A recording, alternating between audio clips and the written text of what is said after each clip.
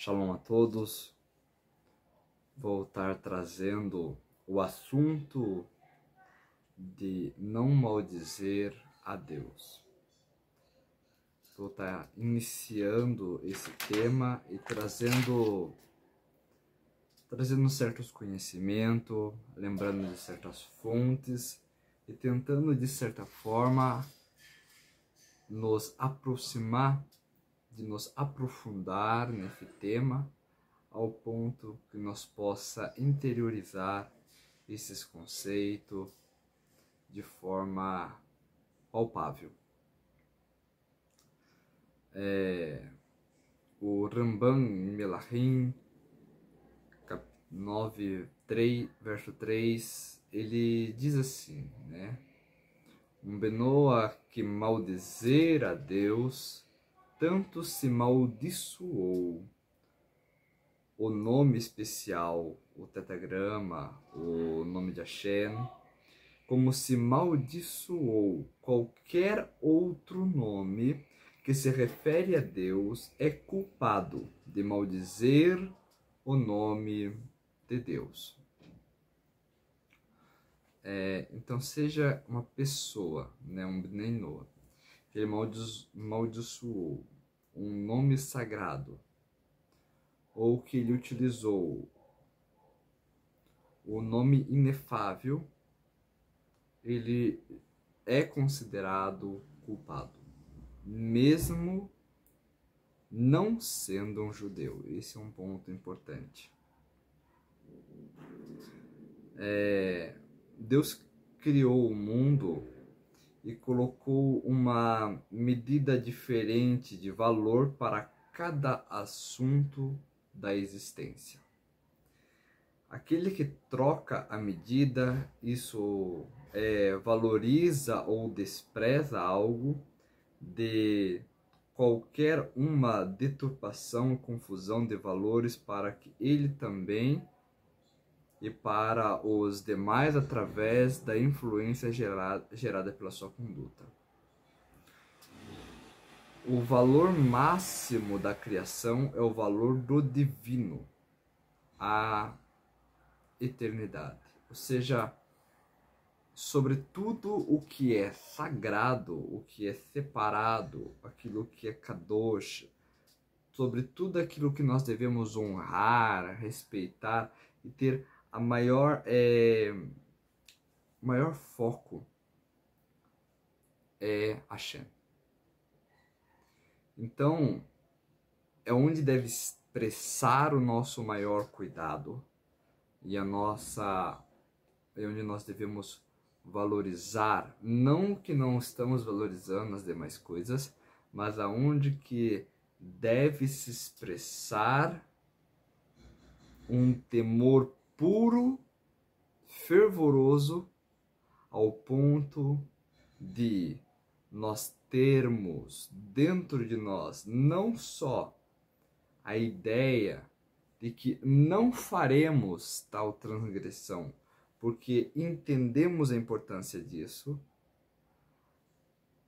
ou porque nós simplesmente sentimos a importância disso, é diferente, mas sim também porque tememos o mal que isso pode causar. É necessário nesse tema. Geralmente, nós vamos dizer que temor aos céus, aquilo que impede nós de errar, né? Ele não deve ser por medo dos céus.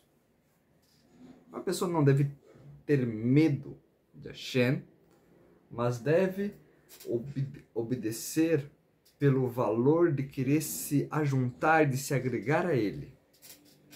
Mas aqui nós devemos levar junto também em nós a capacidade de ter medo de transgredir. Bem, por quê? Aquele que amaldiçoa a Deus, despreza seja de forma mínima ou extremo, o valor máximo que ele se relaciona com a existência, o divino gerado,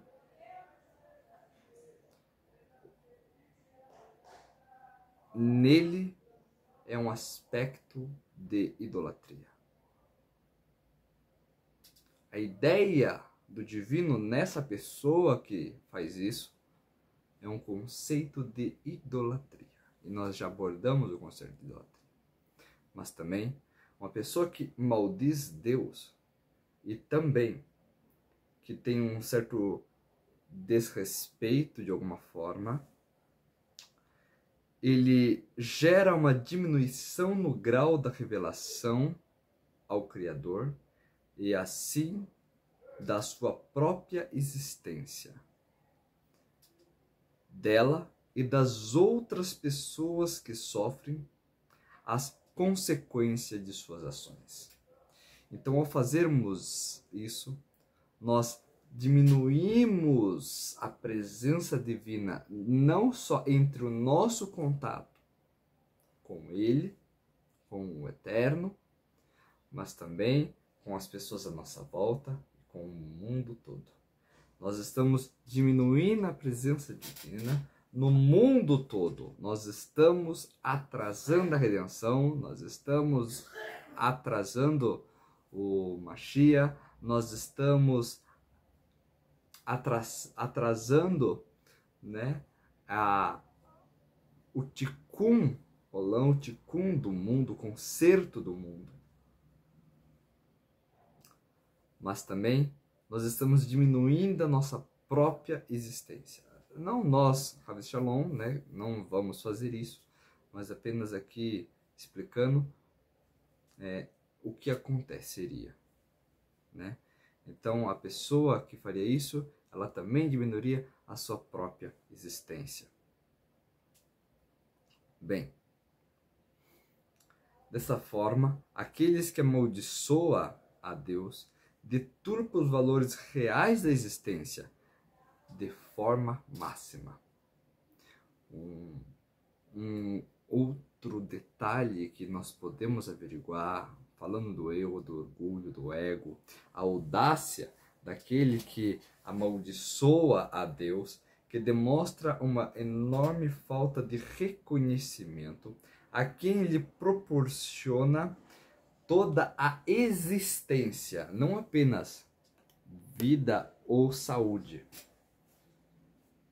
Hashem não nos proporciona apenas vida, saúde, emprego e um dia após o outro, mas a própria oportunidade de existir um mundo para você estar, ou existir você. Ou seja, essa maldade do coração de ter a audácia de não perceber o seu real posicionamento só demonstra a falta de reconhecimento do indivíduo com Hashem. Ao invés de agradecer, de retribuir todo o bem que recebe, ele fecha os olhos para tudo aquilo que está em torno dele. Existem diversas fontes na Torá, existem algumas mais conhecidas, algumas mais ocultas, sobre esse tema. Existe em Shemot 22, 27, a Deus não maldiga. Existe Vaikra 24, 15, que escreve um texto interessante que eu gostaria de trazer. Claro que eu vou trazer em português, não em hebraico, mas eu vou tentar trazer conforme os mestres ensinam, do que realmente está escondido nesses textos. Então, o texto ele traz a palavra homem 2 vezes. Então diz homem, homem. Ou seja, toda pessoa que maldiçoar a Deus, carregará o seu pecado. Bem, então o texto, isso está em Vaikra 24:15. O texto ele deixa uma palavra a mais e coloca para nós a sentença de que aquela pessoa carregará o seu pecado por ter maldecido o nome de Hakadosh Baruch Hu. O Talmud ele ensina no Tratado de Sanhedrin 56a. Está escrito na Torá: homem, homem 2 vezes, para acrescentar os Bnei Noah que estão advertidos dessa proibição de maldizer a Deus como os integrantes do povo de Israel.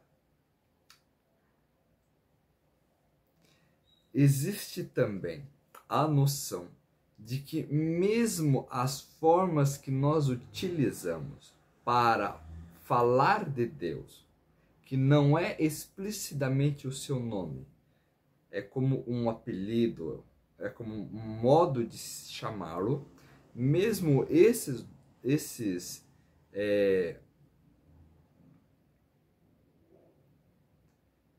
outros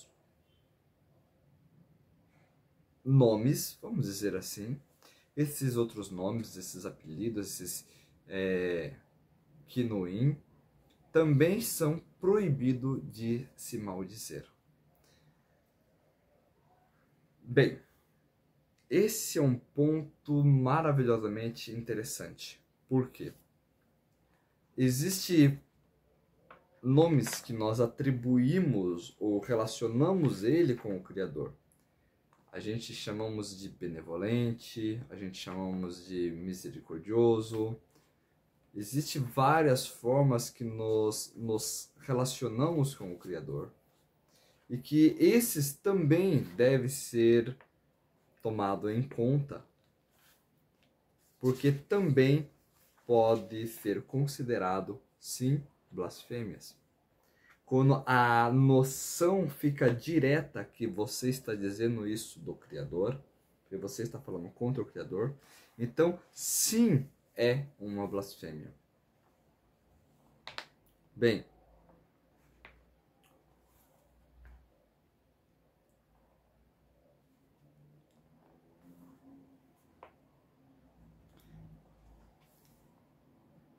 o que eu vou trazer é que os nomes de todas as suas alcunhas, como misericordioso, benevolente, assim como todas e qualquer alcunha conhecida por todos como referente a Deus, esta proibição é válida em qualquer língua. É proibido dirigir-se a Deus de modo também insolente, ou seja, falar de forma rude ao Criador. E existe também autoridades que incluem a ideia ateísta nessas proibição. Contudo, sempre é necessário analisar caso a caso cuidadosamente, pois a intenção de proclamar essas convicções ateístas pode às vezes estar relacionado à expressão da negação da idolatria. Em respeito a qual o Talmud diz que todo aquele que rejeita a idolatria é chamado de judeu.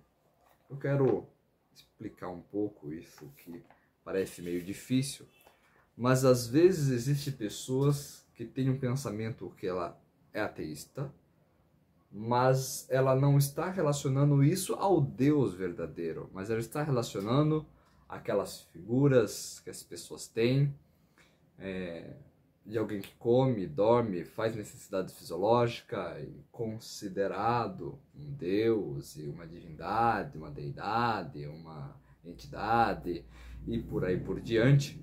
Então, em certos casos é considerado blasfêmia, em certos casos não é considerado.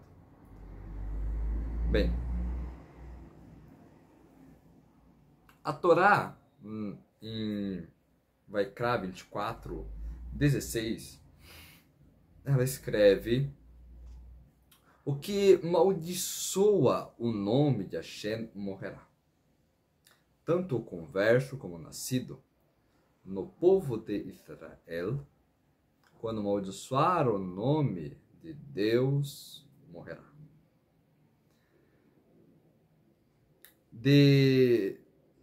Desses versículos, aprendemos que a proibição de maldizer o nome de Deus recai sobre o nome explícito dele. Por isso, a Torá acrescenta outros versículos para incluir também aquele que amaldiçoa todos os outros nomes referentes a Deus, incluindo os apelidos.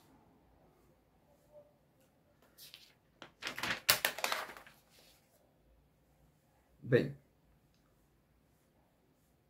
os nomes explícitos, os nomes que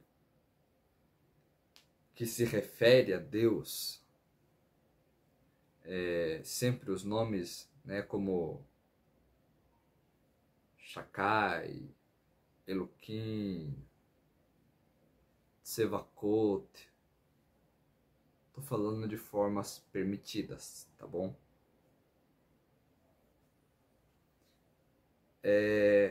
Esses são os nomes explícitos. Como eu expliquei, existe aqui existe a real intenção da Torá de dizer que existe proibição sobre os nomes não explícitos, mas também sobre os nomes explícitos. Urash explica que a Torá utiliza a palavra nakov para maldição, a mesma palavra usada por Bilã, o bruxo, quando disse: como amaldiçoarei o povo de Israel se Deus não o amaldiçoou? Bem, a definição da proibição de maldizer a Deus, como o próprio nome diz, é maldizer. Isso é dizer para que aconteça coisas ruins ou de baixo escalão, a palavra escalão não é uma palavra boa. Bem, de uma moral muito reduzida, para com o Criador. Deus nos livre. Como aquele que maldiz a uma outra pessoa, aquele que fala coisas não bonitas sobre Deus. Um exemplo seria aquele que diz, por exemplo, fulano não é justo, supondo que no lugar da palavra fulano fosse Deus. Então, Deus é justo, mas ele não é justo. Ou como ele está errado, ou qualquer outro termo que seja desrespeitoso a Deus, e pensar de não estar amaldiçoando, apesar de não estar amaldiçoando de uma forma explícita, de toda forma é considerado que ele transgrediu uma ramificação dessa proibição. É claro que não se pode falar desta forma em relação ao Criador. Porém, por não estar transgredindo a lei de amaldiçoar o nome de Deus de forma explícita, não se aplica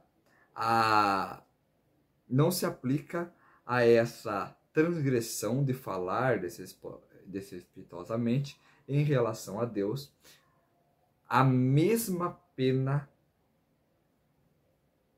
de quando se faz de forma explícita, que é a pena capital. Podemos ver em uma passagem no Talmud e na Mishnah, Sanhedrin 55b, 56a, a gravidade do tema que envolve uma maldição ao nome do Criador, através de como os sábios se conduziam ao se preparar com uma situação que os obrigava a escutá-la. O Talmud ensina que aquele que amaldiçoa a Deus não é condenado até que as testemunhas especifiquem o nome que foi pronunciado por aquele que recitou a maldição. Durante o período do juízo, sempre os testemunhos são analisados através de um apelido. Isso é, não se repete exatamente o nome de Deus que escutou do transgressor, para não profanar o nome de Deus outra vez. Em vez disso, se troca o nome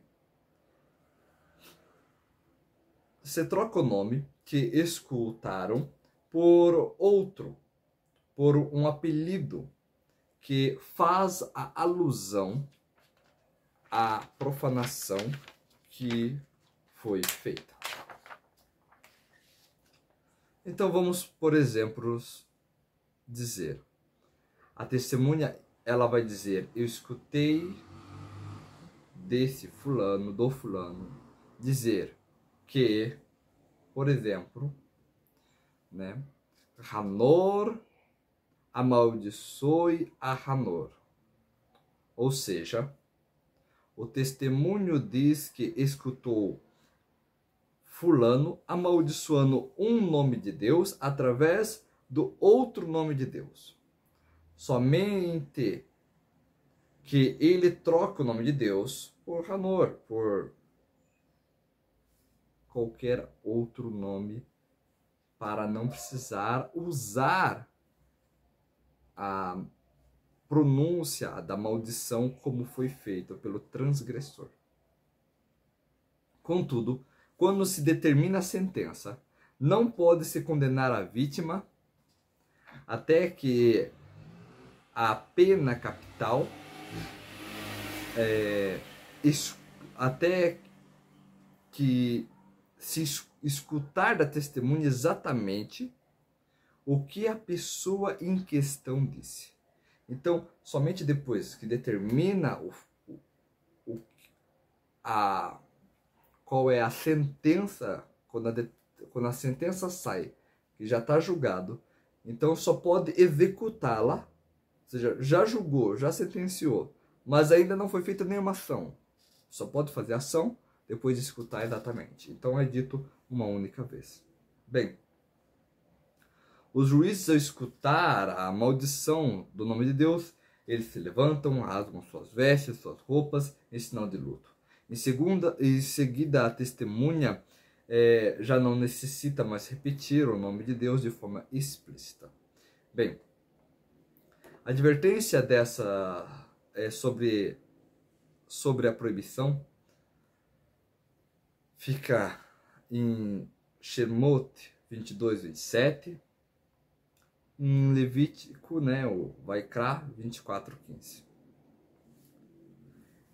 Importante entendermos o seguinte: hoje em dia não temos pena capital, não temos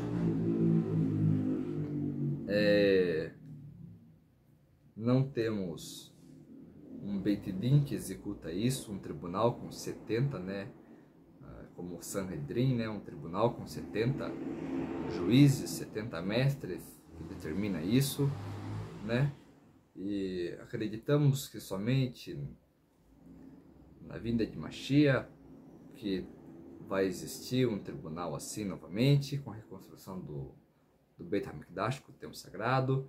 Então esses detalhes da Halahá poderão então voltar em vigor.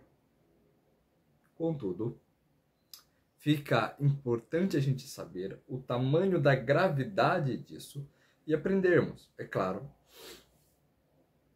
que esse tribunal era formado por Yehudins, por judeus, e não por Bnei Noah. Não se tem uma fonte exata de que um Bnei Noah pode formar tribunais assim. Contudo, se sabe que um Bnei Noah deve buscar um tribunal rabínico para orientá-lo nessas questões. Então sempre pergunte ao rabino, tente entrar em contato com o rabino, tente conversar sobre esse tema, o que fazer, se tem alguma segulote quando você escutou uma transgressão, eu estou dizendo, né? Se tem alguma segulote, se tem alguma regra específica, se tem alguma coisa que pode fazer, né? Para que também não tenhamos nenhum envolvimento da nossa força vital, da nossa alma, da nossa Neshama, da nossa Nefesh, do nosso Ruach, com essas degradações que se existem no mundo. Bem, eu quero trazer aqui um ponto que eu acredito ser extremamente importante, que também existe, não é apelidos para Deus. Por isso que eu disse que é importante, porque são quando você faz citações do nome de Deus, relacionando ele a algo mal.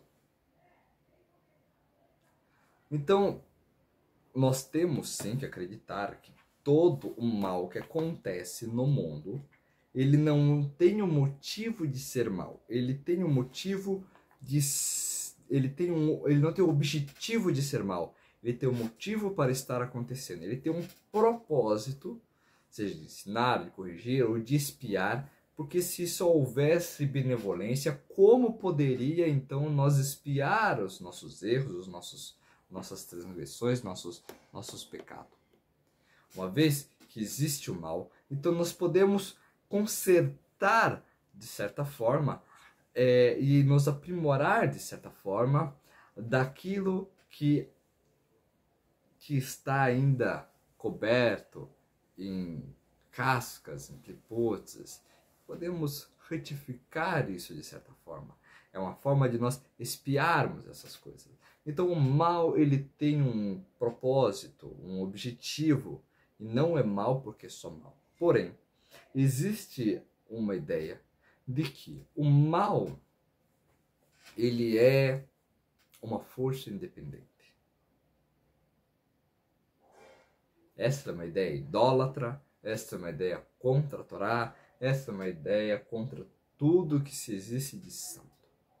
Porém, foi uma ideia que foi disseminada pelas grandes religiões do mundo afora e que ficou embutida às vezes dentro de certas citações, de certos dizeres, de certas expressões, e que devemos tomar cuidado para não colocarmos essa crença em nós, como também não utilizarmos de situações negativas, utilizarmos o nome de Deus no meio disso, ou apelidos do nome de Deus no meio disso. Como quando acontece alguma coisa que às vezes pode ser que não seja uma coisa, alguém fez alguma coisa e que surpreendeu, mas de uma forma negativa, e alguém vai dizer: ai meu Deus,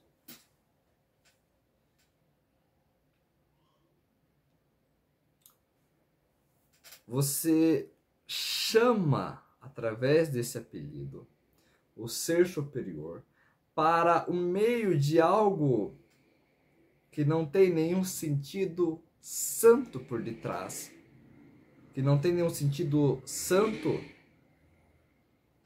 que o envolve aquela situação.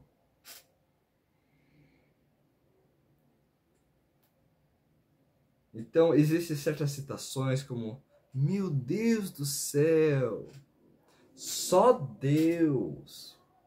Eu não vou dar todos os exemplos que é utilizado, mas nós sabemos que não devemos chamar Deus em vão. Nós não devemos clamar em vão. Nós não devemos chamá-lo por um costume popular. Existe a ideia de você separá-lo. Existe a ideia, não usará o meu nome em vão. Existe a ideia que você deve consagrar o nome de Deus. E para isso você deve separar de certos assuntos e utilizá-lo da forma correta. É para isso que serve os salmos, no seu horário, no seu ambiente específico, o Sidur, no seu horário, no seu ambiente específico. E é para isso que existe essas rezas específicas de você abençoar a Deus e ter o horário de você chamar por Deus. Bem,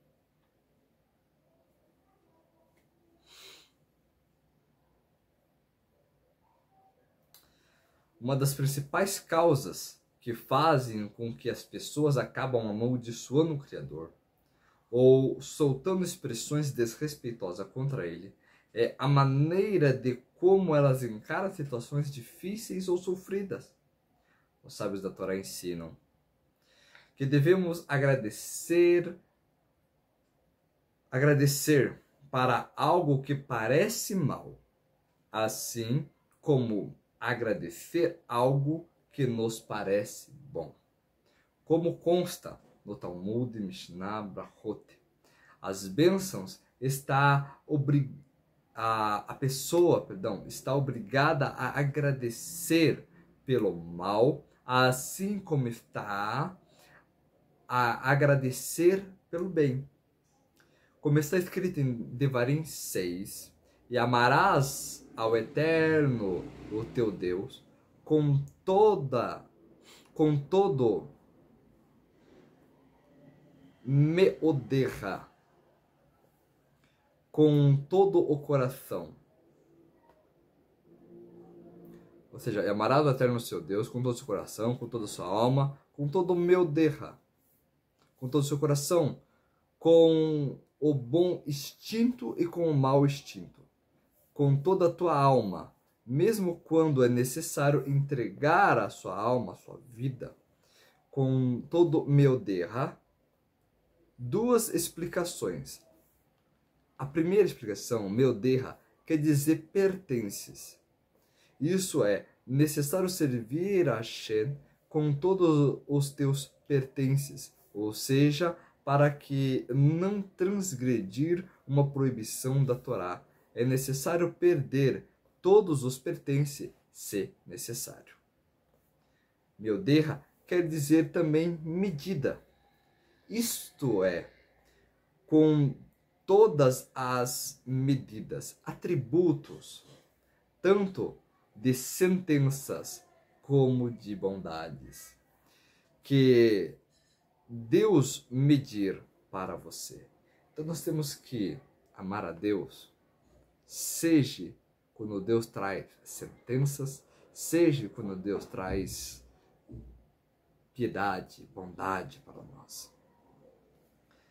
Agradecer a Ele, meod, muito, muito, tanto para algo que te pareça bom, tem dois muito, meod, como para algo que te pareça mal. Dessa forma, não somente que a pessoa não faltará com o respeito por causa das dificuldades, e sim pronunciará um agradecimento, assim a pessoa revelará a luz oculta da escuridão. Como explicado na ideia, meod. Muito, muito. Muito quando tem algo bom, muito quando tem algo ruim. Existem coisas no princípio que aparentam ser boas e no final elas se revelam ruins. Portanto, também, quando vier algo aparentar difícil, ruim, amargo, não é propício a uma pessoa inteligente, que não tem uma deficiência mental, intelectual, ficar perplexa.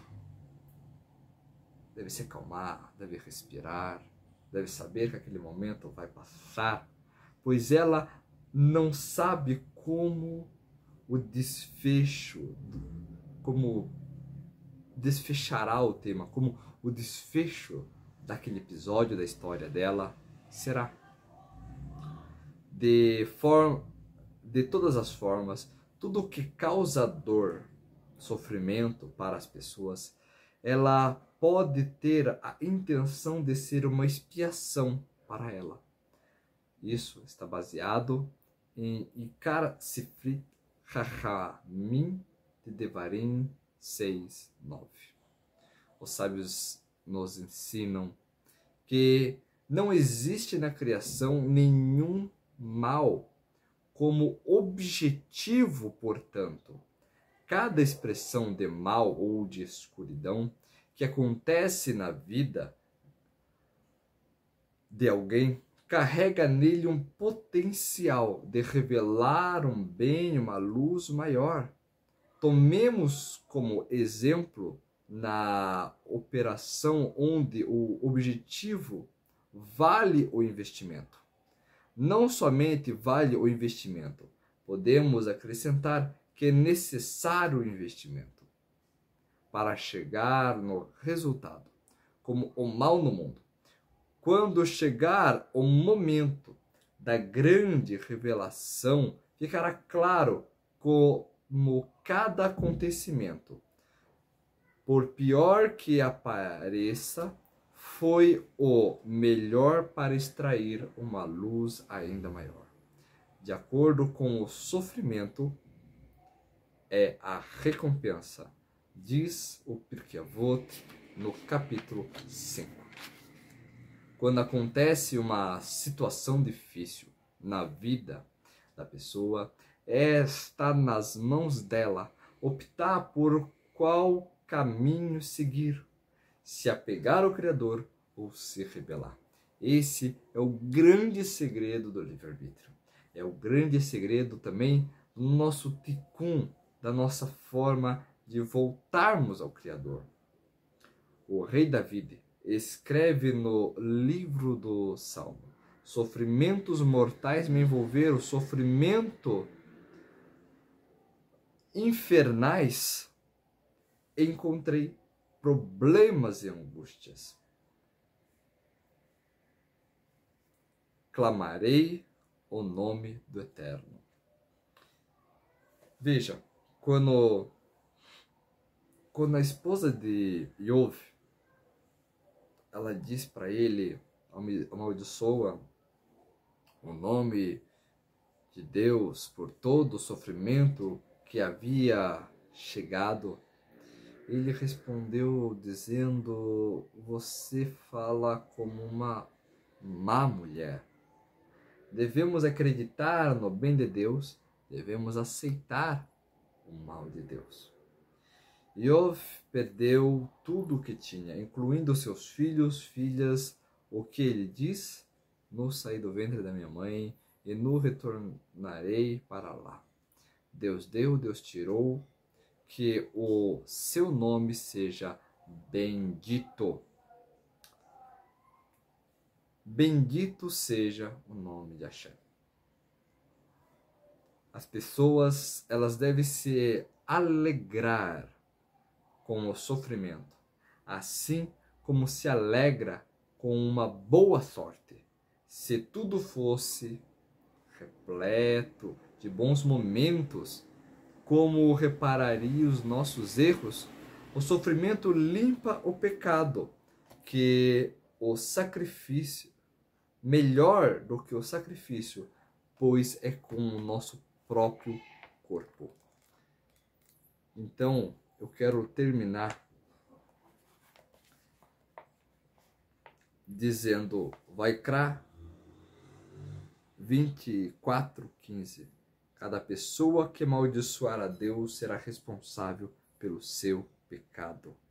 Tehillim 117:1. Louvem a Deus, todos os povos, enalteçam-no todas as nações. Esse é o nosso objetivo no mundo. Louvar a Deus com uma vida consciente. Por mais que temos a forma intuitiva de nos aproximarmos de Hashem, mas que de uma forma consciente podemos servir a Ele para ser grato. Pois o salmista diz, louvem a Deus. Shalom, shalom e até a próxima.